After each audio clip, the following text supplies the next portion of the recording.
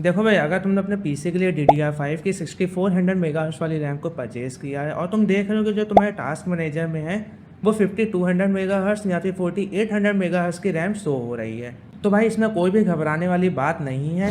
हे दोस्तों, मेरा नाम है राणा सिंह और आज के इस एपिसोड में मैं आपको बताने वाला हूँ XMP और एक्सपो क्या होता है। अगर तुम अपने पीसी के लिए नई रैम खरीदते हो तो वहाँ पर तुम्हें कम फ्रिक्वेंसी क्यों शो होती है और नई रैम परचेज करने के बाद तुम्हें कौन कौन सी सेटिंग्स को इनेबल करना होता है। सो वीडियो को लास्ट तक जरूर देखिएगा। देखो दोस्तों, जब भी तुम नई रैम परचेज करते हो तो उस पर जो फ्रिक्वेंसी लिखी होती है वो डिफ़ॉल्ट स्पीड नहीं होती है, वो बल्कि ओवरक्लॉक स्पीड होती है, जिसका मतलब होता है कि इस रैम को तुम जो है इसके ऊपर ओवरक्लॉक नहीं कर सकते हो। पर तुम तो यही देख के रैम को परचेज करते हो जो उसके ऊपर लिखा होता है 6400 मेगाहर्ट्ज़, 5200 मेगाहर्ट्ज़ या फिर 5600 मेगाहर्ट्ज़ को। तो भाई, जो रैम के ऊपर इस फ्रिक्वेंसी लिखी होती है उसको इनेबल करने के लिए तुम्हें बायोस में जाके जो है कुछ सेटिंग्स को इनेबल करना पड़ता है और उस सेटिंग्स को जो है हम XMP या फिर एक्सपो के नाम से जानते हैं। अब क्वेश्चन ये आता है कि भाई, जब मैंने हाई फ्रिक्वेंसी वाली रैम को परचेज किया है तो वहां पर स्लो स्पीड क्यों शो होती है। देखो भाई, जब भी तुम अपने पीसी में नई रैम को इंस्टॉल करते हो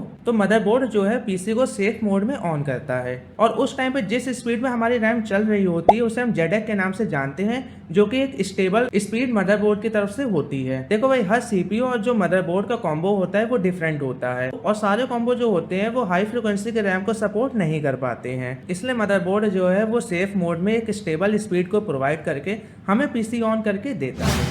अब जानते हैं कि XMP और एक्सपो ये दोनों क्या चीज होती है। देखो भाई, जो XMP है वो इंटेल के प्लेटफॉर्म पे यूज होती है और एक्सपो जो है वो AMD के प्लेटफॉर्म पे यूज होता है। देखो भाई, ये एक प्रीसेट प्रोफाइल होती है जो हमें मदरबोर्ड के बायोस में देखने को मिलती है। इसको इनेबल करने के बाद जो तुम्हारी पीसी की रैम है वो ऑटोमेटिक जो है वो हाई फ्रिक्वेंसी पर रन होने लग जाती है। मतलब कि जो तुमने 6400 मेगाहर्ट्ज़ वाली रैम परचेज की थी वो 6400 मेगाहर्ट्ज़ पर चलने लग जाएगी। इस प्रीसेट में काफ़ी सारी सेटिंग्स होती है जिसको इनेबल करने के बाद जो तुम्हारी पीसी की परफॉर्मेंस है वो अनलॉक हो जाती है।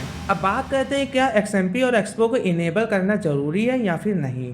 देखो भाई, अगर तुमने अपना नया पीसी बिल्ड करवाया है या फिर अपने पीसी में नई रैम को इंस्टॉल करवाई है या किसी भी हार्डवेयर में चेंजेस करवाए हैं तो भाई इसको इनेबल करना सबसे ज़्यादा ज़रूरी होता है, क्योंकि भाई अगर तुम इस प्रीसेट को इनेबल नहीं करोगे तो तुम्हें ओवरऑल अच्छी परफॉर्मेंस पीसी में देखने को नहीं मिलेगी, तुम्हारे FPS भी ड्रॉप होंगे और तुम्हारा पीसी काफ़ी स्लो रिस्पॉन्स करेगा। और अगर वहीं तुम इस प्रीसेट को इनेबल कर देते हो तो तुम्हें पीसी में काफ़ी अच्छी रिस्पॉन्स टाइम देखने को मिलता है, तुम्हारा पीसी काफ़ी अच्छी परफॉर्मेंस देता है और गेमिंग के टाइम पर जो तुम्हारे FPS ड्रॉप होते हैं वो नहीं होंगे बल्कि एक स्टेबल FPS देखने को मिलेंगे। लेकिन भाई, एक चीज़ मैं जो तुम्हें क्लियरली बता दूं कि हर CPU जो है वो XMP और एक्सपो को सपोर्ट नहीं करता है। कुछ प्रोसेसर्स ऐसे भी हैं जो इस सेटिंग्स को सपोर्ट नहीं करते हैं। इसको इनेबल करने के बाद अगर तुम्हारा पीसी क्रैश हो रहा है, तुम्हारा पीसी फ्रीज हो रहा है या फिर रीस्टार्ट हो रहा है तो इसका मतलब यह है कि तुम्हारे पीसी का जो प्रोसेसर है वो इस सेटिंग को सपोर्ट नहीं कर रहा है। तो भाई, कोई भी घबराने वाली बात नहीं है, तुम बायोस में जाओ और इस सेटिंग को जो है तुम डिसेबल कर दो, तुम्हारा पीसी वापस से अच्छा चलने लग जाएगा। देखो, ऐसा नहीं है कि इसको अगर तुम ऑफ कर दोगे तो तुम्हारी जो पीसी की परफॉर्मेंस है वो पूरी गिर जाएगी, बल्कि एक स्टेबल परफॉर्मेंस तुम्हें देखने को मिलेगी तुम्हारी CPU के अकॉर्डिंग।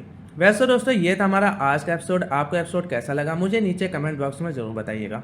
आशा करता हूँ दोस्तों आपको वीडियो अच्छी लगे तो प्लीज़ मेरी वीडियो को लाइक कर देना और मेरे चैनल को भी जरूर सब्सक्राइब कर दीजिएगा। जल्दी मिलते हैं दोस्तों हम लोग अगले एपिसोड में। लास्ट तक वीडियो को देखने के लिए थैंक यू।